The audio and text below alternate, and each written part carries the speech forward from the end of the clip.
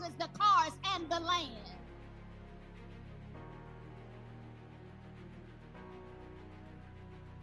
God is saying to us tonight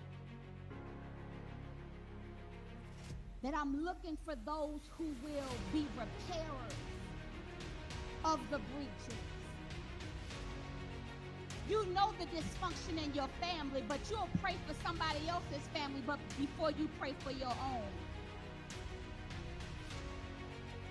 But God is saying, I'm stationing you at the low places, the places where you're really needed the most. But we don't go back to our homes and to our families because that's where the real work is. It's easy for us to say we're praying for people that we don't know and believe for God to do something special in their lives. And I know we've got some intercessors here that you've been praying, you've been trusting God for everybody else, and it seems like the more you pray for other people, the worse your people get. I know I'm in the right room.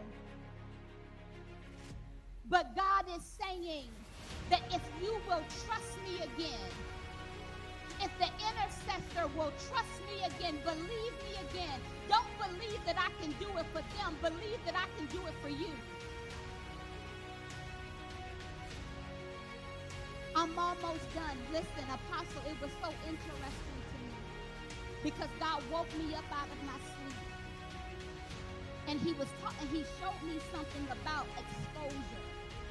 Because we are also living in the day where everybody is in this vein of wanting to expose.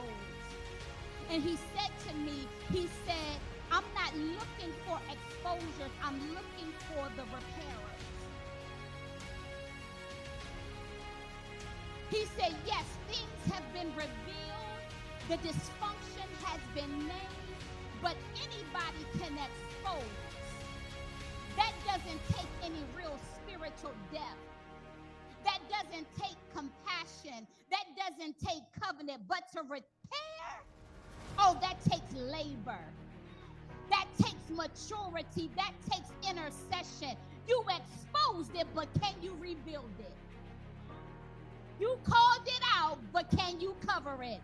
God is calling for the repairers of the breach, the ones who won't leave what they exposed uncovered, but the intercessors, the restorers, the reformers, the rebuilders, those are the ones that God is looking for. Because it's easy to expose somebody else's fault, but you don't know you need to sweep around your own front porch.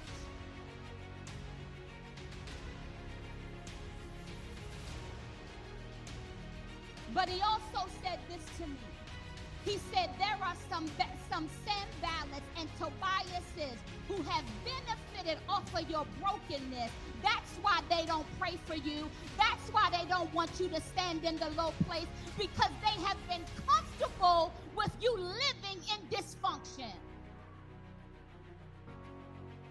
They sat back and they delighted in your family's dysfunction. They thrived when you were wounded. They rejoiced while you were rebuilding. But God is saying to us at the Infusion 2025 tonight that I'm getting ready to frustrate your enemies. It's in the text. If you look at Nehemiah 4:15, after they knew all about their plans, God said, that's okay. I'm getting ready to frustrate your enemies. But here is the condition, that in order for God to frustrate our enemies, you got to do your labor.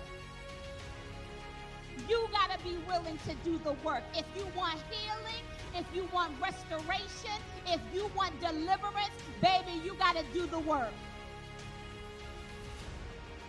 The Bible says in Nehemiah 4:17 that they built the wall. They had a brick in one hand and a sword in the other. And so what am I saying to us tonight as I take my seat? You got to be able to build and do battle at the same time.